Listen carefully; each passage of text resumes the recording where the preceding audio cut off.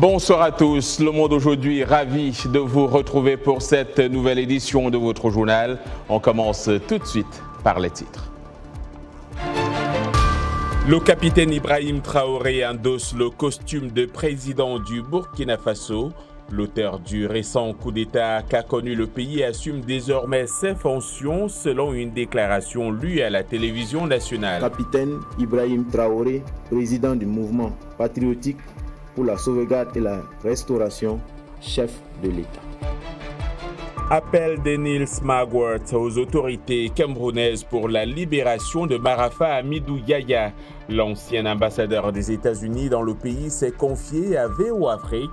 Nous le suivrons dans cette édition. S'assurer que les habitants de Floride obtiennent tout ce dont ils ont besoin pour la reprise complète de leurs activités. C'est l'engagement pris par le président Joe Biden lors de sa visite hier en Floride. Nous y revenons dans ce journal. Et voilà pour les titres. Auteur d'un putsch vendredi dernier, le capitaine Ibrahim Traoré est officiellement désigné président du Burkina Faso selon une déclaration intitulée « Acte fondamental » lue à la télévision nationale. L'auteur du deuxième coup d'État qu'a vécu le pays en 8 mois assure les fonctions de chef de l'État et président du mouvement patriotique pour la sauvegarde et la restauration. On fait le point avec Yacouba Ouedraogo. C'est une situation de fait qui est désormais officielle. Le capitaine Ibrahim Traoré, chef de la junte burkinabé, est le président du Burkina Faso dans l'attente de la désignation d'un président de transition par des assises nationales. L'annonce a été faite à la télévision nationale par le porte-parole du mouvement patriotique pour la sauvegarde et la restauration. Le président du mouvement patriotique pour la sauvegarde et la restauration assure les fonctions de chef de l'État, chef suprême des forces armées nationales. Il est garant de l'indépendance de la magistrature. En cas d'empêchement du président, ses pouvoirs sont exercés par le premier vice-président et le cas échéant par le deuxième vice-président. L'acte fondamental dit rétablir la Constitution suspendue après le putsch et qui s'applique désormais à l'exception des dispositions qui lui sont contraires. Il définit également les pouvoirs du chef de l'État. Le président du mouvement patriotique pour la sauvegarde et la restauration est garant de l'indépendance nationale, de l'intégrité du territoire, de la permanence et de la continuité de l'État, du respect des traités et accords internationaux auxquels le Burkina Faso est partie. Il fixe les grandes orientations de la politique de l'État, dispose du pouvoir réglementaire et peut légiférer par voie d'ordonnance. Dans les rues de Ouagadougou, des citoyens apprécient l'officialisation d'Ibrahim Traoré comme président du Faso. Et moi je pense que comme on n'est pas encore arrivé au niveau des assises, c'est une bonne chose qu'il assume lui-même, en attendant que les assises puissent déterminer qui va continuer avec la transition. Moi, je ne veux même pas que le gouvernement, que le capitaine Traoré respecte la calendrier du CEDEAO. Nous, on ne veut pas du calendrier de la CEDEAO. On ne veut pas la CEDEAO. Le capitaine Traoré a reçu mardi une délégation de la CEDEAO composée entre autres de l'ancien président nigérien Mahamadou Issoufou, médiateur de l'Organisation ouest-africaine pour le Burkina. Le chef de la junte a assuré que Ouagadougou va respecter ses engagements, à savoir l'organisation d'élections et un retour du civil au pouvoir au plus tard en juillet 2024. Le capitaine Ibrahim Traoré a renversé vendredi le lieutenant-colonel Paul-Henri Damiba, lui-même arrivé par la force au pouvoir en janvier 2022 en déposant le président élu Roch Kabore. À 34 ans, Ibrahim Traoré devient le plus jeune chef d'État au monde. L'épidémie d'Ebola en Ouganda a fait 29 morts, dont 4 agents de santé. C'est ce qu'indique l'Organisation mondiale de la santé, inquiète en raison de l'inefficacité des vaccins face à la souche dite soudanaise du virus.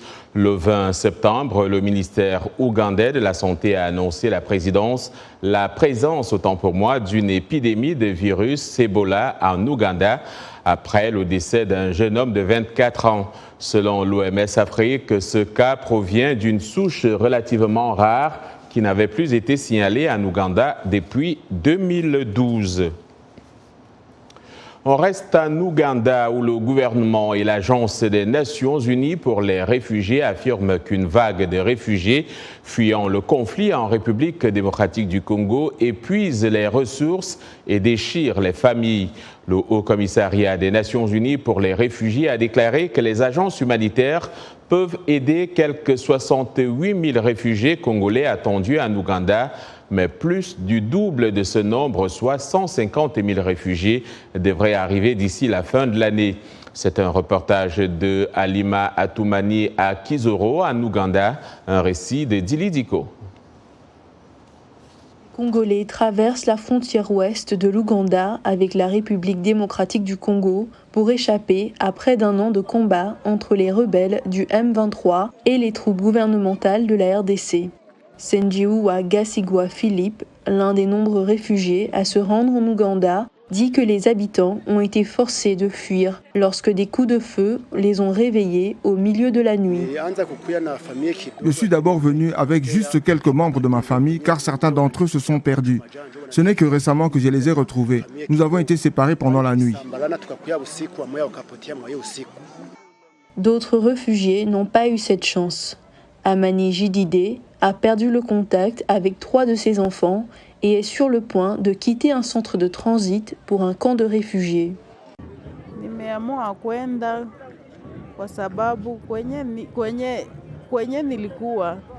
Là où je logeais, je n'avais pas de place. J'ai donc décidé de partir pour trouver un endroit où loger. Mes autres enfants, toujours portés disparus, avec l'amour de Dieu, vont être retrouvés.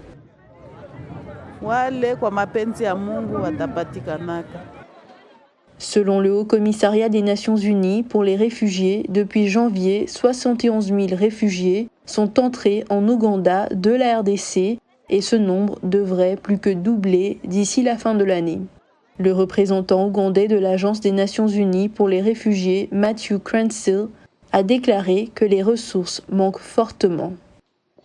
Si vous comparez les financements reçus en ce moment par rapport aux nouveaux besoins et que vous prenez en compte les chiffres de planification qui ont été revus à la hausse, nous n'avons reçu qu'environ 11% de ce qui devait arriver et ce qui est terriblement insuffisant pour couvrir les besoins croissants de ces réfugiés. Des responsables ougandais ont déclaré qu'un centre pour réfugiés a été ouvert pour soutenir le centre de transit qui est au maximum de ses capacités et qui accueille déjà quelques 14 000 réfugiés. Nous utilisons 2 centres à la fois. Le centre de transit est prévu pour ceux qui sont prêts à se déplacer vers le camp. Le second centre a été mis en place pour ceux qui ont encore besoin de se décider ou qui attendent des membres de leur famille car nous connaissons les ravages de la guerre. Les rebelles du M23 ont lancé des attaques contre les forces de la RDC en 2012, affirmant qu'ils luttaient pour la bonne gouvernance. Après avoir disparu pendant près d'une décennie, le groupe a repris les combats fin 2021, s'emparant de ce territoire frontalier et obligeant les réfugiés à fuir la violence. Le Congo a accusé à plusieurs reprises son voisin, le Rwanda, de soutenir le M23, une accusation que Kigali dément. Pendant ce temps, des réfugiés congolais comme Amani Jidide attendent, espérant retrouver leur famille et rentrer bientôt chez eux.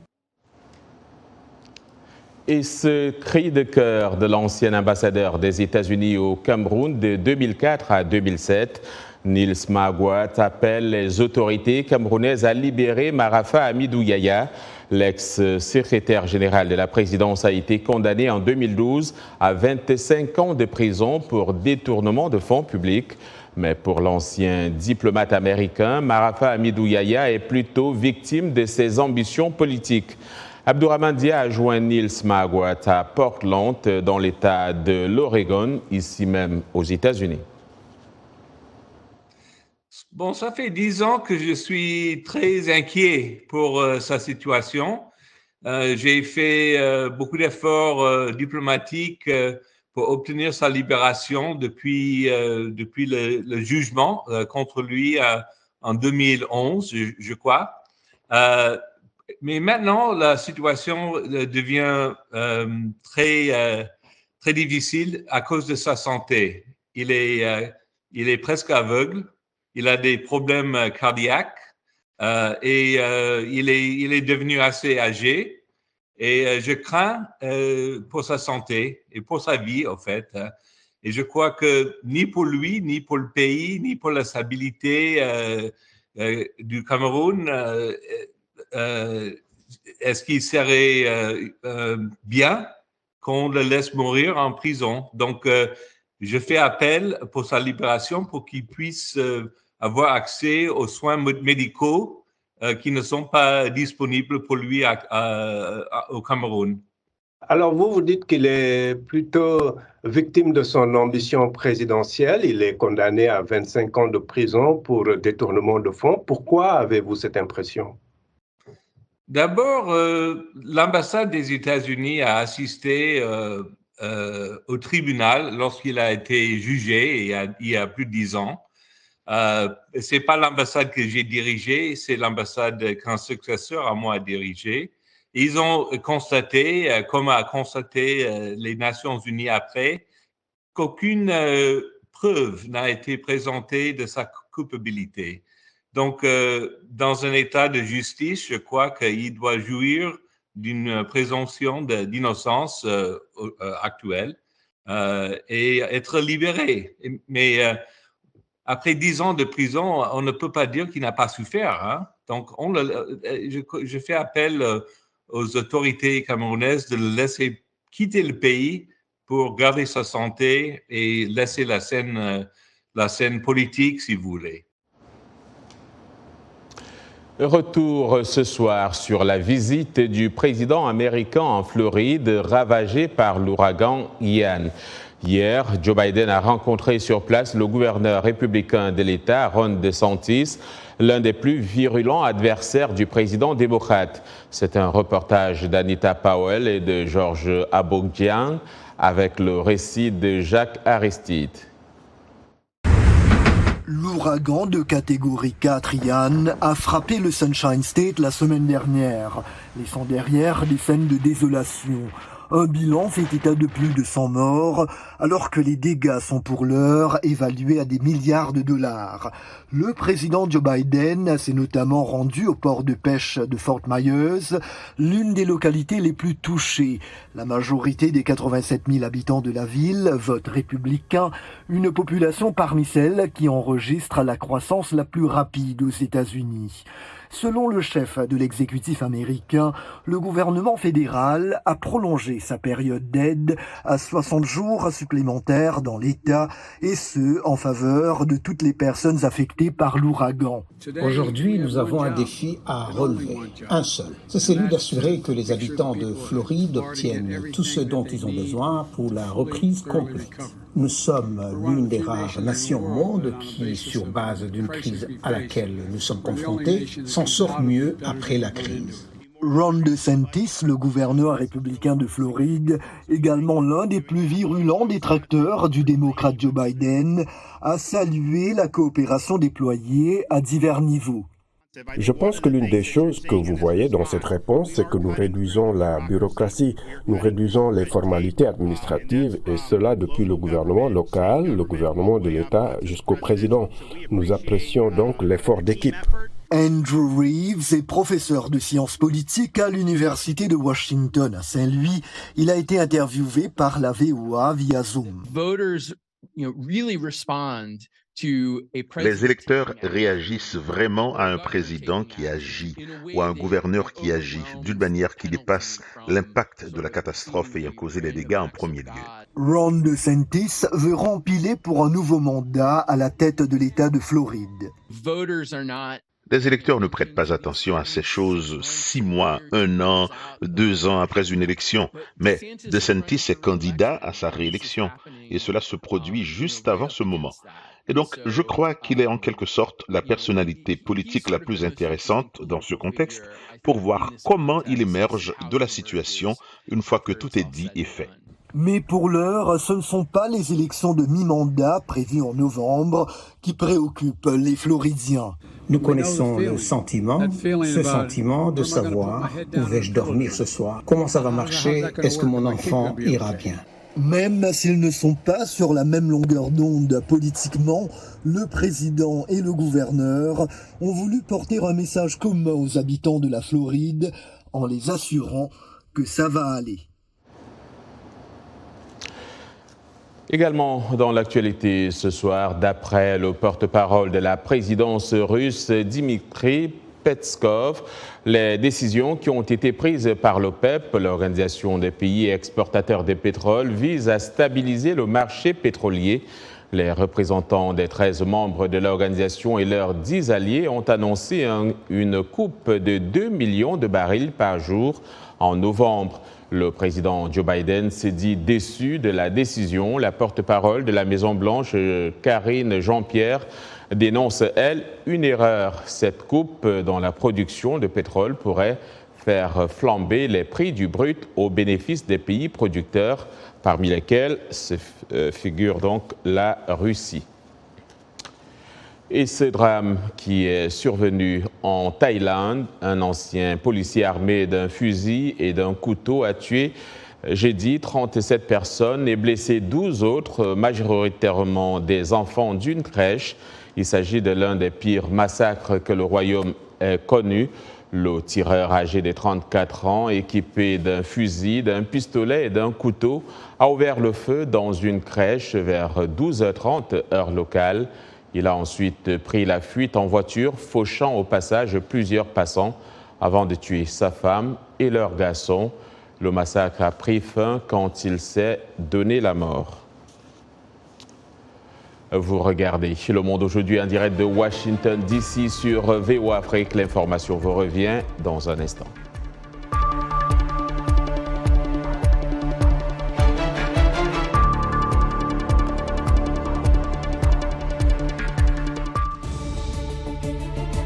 Abdourahmane Dia avec vous. Dans Washington Forum cette semaine, le deuxième coup d'État au Burkina Faso en l'espace de 8 mois. Le capitaine Ibrahim Traoré a pris le pouvoir, poussant le lieutenant-colonel Damiba à rendre le tablier et à s'exiler au Togo. Dans les deux putschs, les auteurs citent l'insécurité comme principale cause de leur action. Mais le nouveau maître de Ouagadougou évoque également la nécessité de se tourner vers d'autres partenaires prêts à aider dans la lutte contre le terrorisme. Quels enseignements tirer de ces derniers pluies de bottes à Ouagadougou? Rendez-vous ce jeudi à 19h temps universel sur VOA Afrique et voaafrique.com. Vous suivez Le Monde aujourd'hui, un programme de VOA Afrique. Merci de nous rejoindre pour cette seconde partie. Nous émettons en direct de Washington, D.C. Pendant 14 ans, la célèbre sage-femme Charity Salima du Malawi a aidé de nombreuses femmes à mettre au monde 12 000 bébés sans enregistrer des décès. Il s'agit d'un fait rare dans un pays où les taux de mortalité maternelle et néonatale sont élevés. C'est un reportage de Joséphine Chinel à Lilongwe, au Malawi donc, un récit de Nanit Talani. C'est lundi. Il est 8 heures du matin et Charity Salima, 63 ans, est déjà dans sa clinique. La clinique pour femmes d'Achikondi est prête et pleine d'espoir pour accoucher de bébés en bonne santé. La plupart des femmes enceintes ici n'ont pas les moyens de se rendre aux principaux établissements de santé publique du district Bouaïla et Kamuzu Central et encore moins de payer les services de maternité des hôpitaux privés. Située dans le bidonville de la zone 23 de la capitale du Malawi, Lilongwe, la clinique a servi les femmes nécessiteuses des environs avec des services de maternité gratuits. Je suis restée longtemps dans cette communauté. Nous savions qu'il y avait une sage-femme ici et parfois les femmes enceintes venaient la nuit pour demander de l'aide. Elles pouvaient frapper à la porte à tout moment. J'ai pensé que c'était une vocation pour moi de faire quelque chose pour la communauté. Le taux de mortalité maternelle au Malawi est de 439 décès pour 100 000 naissances vivantes. Le taux de mortalité néonatale est de 29 pour 100 000 naissances vivantes. Mais Charity Salima est allée contre toute attente et a réussi à assister les femmes à accoucher 12 000 bébés sans un seul décès. Par la grâce de Dieu, tout se passe bien. En tant que sage-femme, vous devez avoir des yeux pour voir, un nez pour sentir et des oreilles pour entendre. Il faut toujours s'en assurer. Vous savez que nous sommes guidés par notre effort délibéré qui est de dire qu'à cette heure, cette dame devrait accoucher. La clinique Achikondi fonctionne principalement grâce au soutien de sympathisants. L'ancienne présidente du Malawi, Joyce Banda, est l'une des personnes qui l'ont soutenue. La fondation Freedom from Fistula et le George Watson College sont également parmi ceux qui ont soutenu la clinique.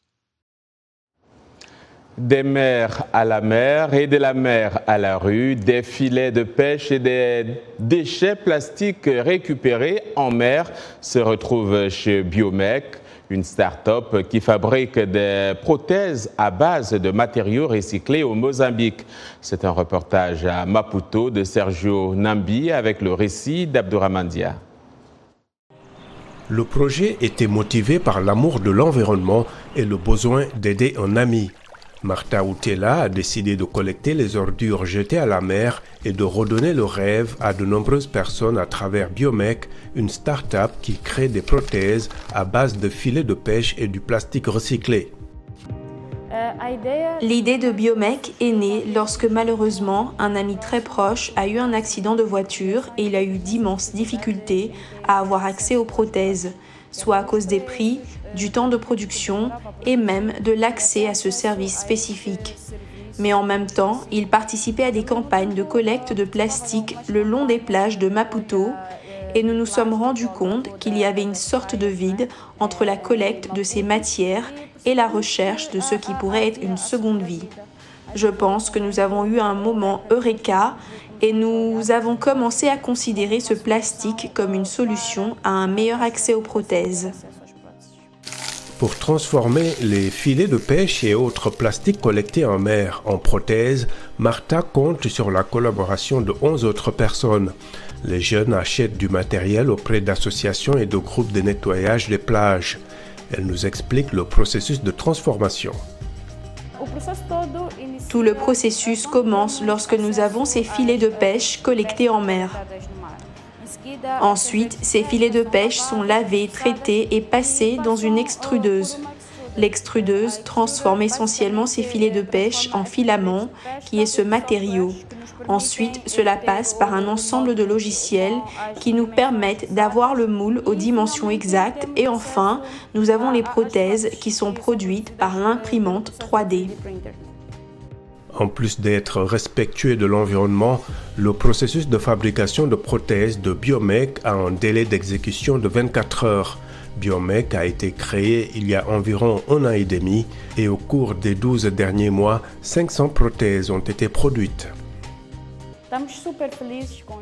Nous sommes très satisfaits des résultats obtenus jusqu'à présent et pour les prochaines années, le défi reste de faire cette transition vers le marché médical en prenant soin de l'environnement et en permettant aux personnes à mobilité réduite d'avoir une vie productive et d'augmenter leur estime de soi. Le plastique représente 85% des déchets marins dans le monde selon un rapport des Nations Unies sur le climat et l'environnement en 2021. Le document note également que dans les sources d'eau, ce type de pollution peut provoquer des changements hormonaux, des troubles du développement, des anomalies de la reproduction et même des cancers. Biomec qui écrit donc petit à petit ses lettres de noblesse. Parlons justement de littérature.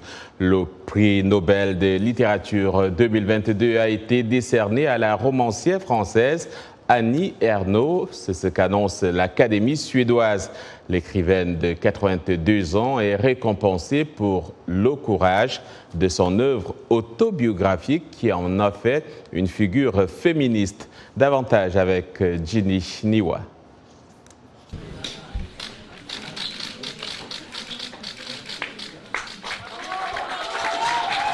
Annie Ernaux devient la 17e femme à décrocher le Nobel de littérature et le 16e lauréat français depuis la fondation des célèbres récompenses en 1901. Par le biais de cette œuvre principalement inspirée de sa vie, Annie Ernaux a composé une remarquable radiographie de l'intimité d'une femme qui a évolué au gré des bouleversements de la société française depuis l'après-guerre. Le prix Nobel de littérature 2022 est décerné à l'auteure française Annie Ernaux pour le courage et l'acuité clinique avec lesquels elle découvre les racines, les éloignements et les contraintes collectives de la mémoire personnelle. Répondant rapidement à quelques médias devant chez elle, à Cergy-Pontoise, à l'est de Paris, l'auteur était visiblement très ému. Bon, je suis très heureuse, je suis fière. Voilà, c'est tout. Avec sa prose cristalline, Annie Ernaux faisait depuis longtemps partie des favoris des cercles littéraires. Cette professeure de littérature à l'université de Cergy-Pontoise a écrit une vingtaine de récits dans lesquels elle dissèque le poids de la domination de classe et la passion amoureuse, deux thèmes ayant marqué son itinéraire de femme déchirée par ses origines populaires. D'un côté, elle essaye d'élargir le spectre de la fiction à l'expérience de classe, mais aussi ce dont elle a fait l'expérience en tant que jeune femme. Et tout ce voyage qu'elle a fait entre ces différentes classes, qu'elle décrit parfois comme une transition, une expérience qui a été très dure à vivre pour elle. Tout cela est décrit avec beaucoup d'honnêteté dans son travail. Le jury Nobel insiste régulièrement sur le fait que son prix n'est ni politique, ni soumis aux règles de parité ou de diversité ethnique, et que le seul gage est la qualité des lettres et de l'œuvre. La saison des Nobel se poursuit vendredi avec le très attendu prix de la paix. Bravo à Annie donc. Et on va parler de citrouilles. Selon les données de Nielsen, les Américains dépensent chaque année environ un demi-milliard de dollars en produits à base de citrouilles épicées. Starbucks vendrait à lui seul 20 millions de lattes aux épices de citrouilles par an. Selon le géant du café, la boisson très appréciée à la saveur de citrouille a valu à l'entreprise sa meilleure semaine de vente de tous les temps lorsque la boisson a été réintroduite pour les fans le 30 août dernier. Mais qu'est-ce qui motive cet engouement soudain pour les citrouilles chaque année ? Eh bien, ces traditions modernes remontent en fait à des traditions beaucoup plus anciennes. L'amour de l'Amérique pour les citrouilles remonterait même jusqu'au premier jour de la nation. Travailler le sol, travailler la terre a été un signe de vertu morale et de création de bons citoyens. Et ce genre d'anciens idéaux, a déclaré Haute, c'est ce genre d'idéaux que la citrouille peut porter. Et c'est avec ces images de citrouilles qu'on met fin à ce journal. Le Monde aujourd'hui, fin de cette édition. Au nom de toute l'équipe, merci de l'avoir suivi. Demain est un autre jour. D'ici là, passez une excellente soirée.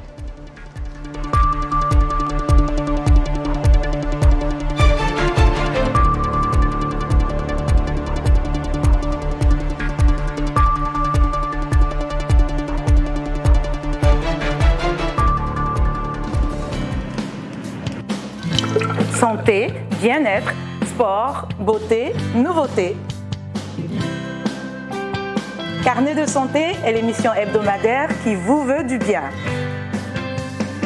Des chroniques, des reportages, des témoignages recueillis sur le continent et ailleurs. Chaque semaine, je vous donne rendez-vous pour une consultation avec nos experts. Carnet de santé vous donne la parole pour leur poser vos questions et recueillir leurs conseils. De Washington, Linor Moudou vous propose Carnet de santé, votre nouvelle émission de santé de la Voix de l'Amérique.